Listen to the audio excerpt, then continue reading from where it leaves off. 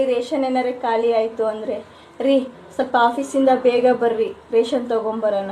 ಇಲ್ಲ ಕಣೆ ಸಂಬಳ ಆಗಿಲ್ಲ, ಇರೋದ್ರಲ್ಲಿ ಅಡ್ಜಸ್ಟ್ ಮಾಡ್ಕೊಂಡು ಹೋಗು. ಸರಿ ಬಿಡ್ರಿ, ಅಂಬ್ಲಿನ ಗಂಜಿನ ಮಾಡ್ಕೊಂಡು ಕುಡಿದ್ರೆ ಆಯಿತು ಅಂತೀವಿ ನಾವು. ಇವಾಗಿನ ಕಾಲದವ ಹಂಗಲ್ಲ, ಹೊಸ್ದಾಗಿ ಮದುವೆ ಆಗಿರೋವು. ಬೇಬಿ ಶಾಪಿಂಗಿಗೆ ಹೋಗೋಣ, ಸ್ವಲ್ಪ ಬೇಗ ಬಾ ಬೇಬಿ. ಈ ಕಡೆ ಗಂಡನೇ, ಬೇಬಿ ಇನ್ನೂ ಸಂಬಳ ಆಗಿಲ್ಲ ಬೇಬಿ, ಸಂಬಳ ಆದಮೇಲೆ ಹೋಗೋಣ. ಅದೇನು ಮಾಡ್ತೀವಿ ಗೊತ್ತಿಲ್ಲ ಬೇಬಿ, ಸಾಲ ಮಾಡಿದ್ರು ಪರವಾಗಿಲ್ಲ, ಇವತ್ತು ಶಾಪಿಂಗಿಗೆ ನೀನು ನನಗೆ ಕರ್ಕೊಂಡೇ ಹೋಗ್ಬೇಕು, ಇಲ್ಲ ಅಂದರೆ ನಮ್ಮ ಅವ್ವರ ಮನೇಲಿ ಹೋಗಿ ಕುತ್ಕೊತೀನಿ. ಅದು ಬಸ್ತಾಗಿರೋ ಗಂಡ ಆದರೆ, ಹೌದಾ ಬೇಬಿ ನಿಮ್ಮ ಅಮ್ಮರ ಮನೆ ಹೋಗಿ ಕುತ್ಕೊಂತೀಯ ಬೇಬಿ, ಹೋಗಿ ಕುತ್ಕೋ ಬೇಬಿ, ರಾತ್ರಿ ಬಂದುಬಿಟ್ಟು ನಿಮ್ಮ ಅವ್ರ ಮನೆ ಬೆಂಕಿ ಹಚ್ಚಿಬಿಡ್ತೀನಿ, ಮೊನ್ನೆ ನ್ಯೂಸ್ ಪೇಪರಲ್ಲಿ ಓದಿದ್ದೀನಿ.